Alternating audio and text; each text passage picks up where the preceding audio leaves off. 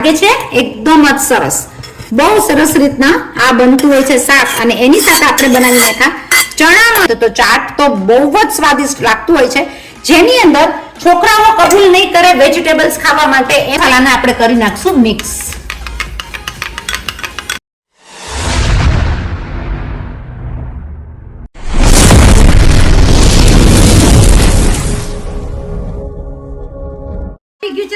આપણા કેબિનેટમાંથી આપણને મળી ગયું છે ચણા. તો બનાવી નાખીએ lots of lots, ions, protein, vitamins બધું જ ભરેલું હોય આ ચણાની અંદર. ખવડાવી નાખીએ. આજે મસ્ત મજાની રેસીપી કરીએ ચણાનું શાક અને ચાટ. ચાલો મારી સાથે રસોડામાં. આજે આપણે આ હેલ્ધી રેસીપી ચાલુ કરી નાખીએ, જે આયન માટે ધ બેસ્ટ અને વિટામિન્સ બધી ડેફિશિયન્સી પૂરી કરે. એ શું છે? ચણા. આપણે ઘણીવાર કહેતા હોઈએ છીએ કે ઘોડાના ચણા. ઘોડાના ચણા તરીકેના આ જાણીતા ચણામાં પ્રોટીન અને આયનને બહુ જ હોય. આયનની કમી હશે તો તમારા વાળ પણ ઉતરશે, થાક પણ લાગશે, શરીરમાં મજા પણ નહીં આવે. અને આપણે એની માટે બનાવશું મસ્ત મજાનું હેલ્ધી, જે છોકરાઓને, ઘરનાઓને બધાને આ હેલ્ધી રાખે એવા ચણા. આ સૂકેલા ચણાને આપણે રાતભર પલાળવા પડશે, એટલે મેં લઈ લીધો છે 1 વાટકો ચણા. આ બાફેલા ચણા તમે સ્ટોર પણ કરી શકો, ફ્રીઝરમાં પણ રાખી શકો. અને આપણે આ મસ્ત મજાનું બનાવશું ચાટ. તો આને આપણે પલાળી નાખશું. 3 પાણીથી ને ધોઈને લઈ લેશું જોઈતા પ્રમાણમાં પાણી. તરત જ ચડી જાય એની માટે નાખી દેશું થોડું એવું મીઠું. લઈ લેશું આપણા ચણાને પ્રેશર કુકરની અંદર.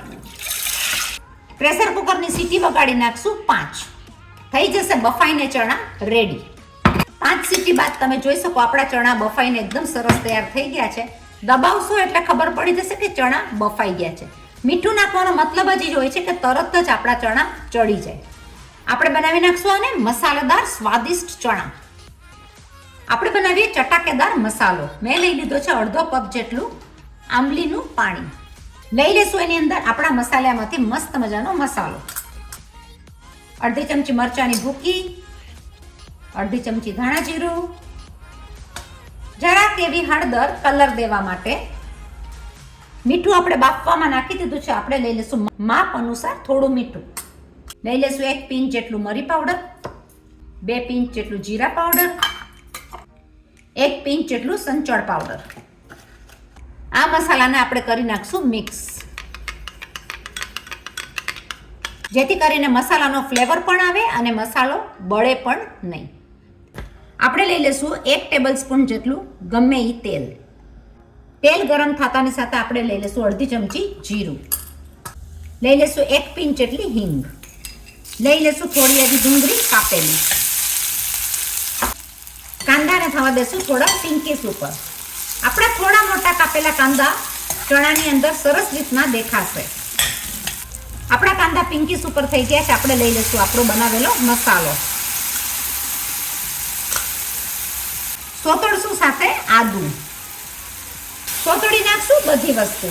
કલર તમે જોઈ શકો એકદમ જ સરસ મજાનો આવ્યો છે. લઈ લેશું એમાં આપણા બાફેલા ચણા. કરી નાખશું મસાલાની અંદર મિક્સ. ત્યારે આપણા ચણા ગ્રેવીમાં મિક્સ થતા હશે, આપણે થોડું રસાવાળું અને ઘાટું બનાવવા માટે ચણાને કરી નાખશું સ્મેશ, જેથી કરીને એનો રસો થઈ જાય ઘાટો. ચણામાં જ્યારે મસાલો ચડતો હશે ત્યારે આપણે લઈ લઈશું થોડા એવા ચણાને ચાટ બનાવવા. કાંદા થોડા મોટા રાખેલા હશે તો એકદમ જ સરસ રીતના દેખાશે પણ ખરા. આપણે ચણાનું શાક બનાવવા માટે લઈ લેશું થોડા એવા બટેટા બાફેલા. લઈ લેશું 2 પિંચ ઓફ ગરમ મસાલો. ખટાશ નાખી છે તો આપણે લઈ લેશું થોડો એવો ગોળ, ખટમીઠું બનાવવા માટે, શાકનો સ્વાદ વધારવા માટે. ભાઈ ચણાનું શાક બનાવતા એક વાત તો જરૂર જ થાય, જ્યારે તમે રસોડામાં કરતા હોય ત્યારે અલગ અલગ રીતનો કોઈ પણ ફ્લેવર નાખતા અને સ્વાદ વધારતા કોઈ પણ વસ્તુ સ્વાદિષ્ટ બનવાની જ છે. એની સાથે આપણું આ મિક્સ ચણાનું શાક બહુ જ સરસ દેખાય છે. એમાં લઈ લેશું શણગાર વધારવા, રૂપ વધારવા ધાણા. ફ્લેવર વધારવા, સ્વાદ વધારવા થોડું એવું લઈ લેશું ચણાનો મસાલો. તમે જોઈ શકો કે આપણું આ ચણાનું શાક બહુ જ સરસ થયું છે. આને તમે સર્વ કરી શકો પૂરીની સાથે, પરાઠાની સાથે, ભાત સાથે, એકલું ખાવામાં કે ગમે એ વસ્તુ સાથે. આ ચણાનું શાક lots and lots of iron સાથે ભરેલું.